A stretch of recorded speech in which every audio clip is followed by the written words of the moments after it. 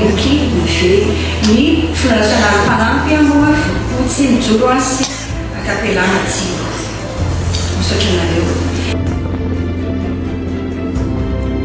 Ary azoto ampiova sy mifanatrana arak'izay fanamiana fikambanana.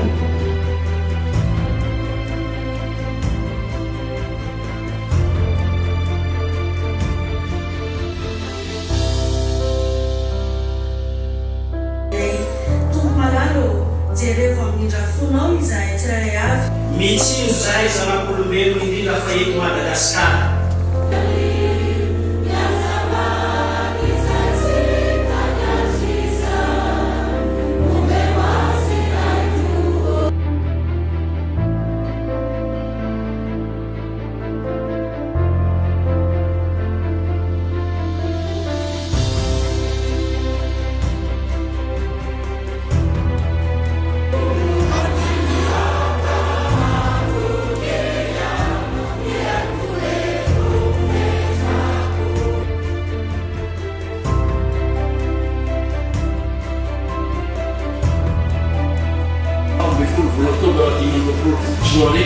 Ny Taom-panabeazana 5 ambin'ny 20 𝙤𝙤 voninahitra Andriamanitra irery ihany.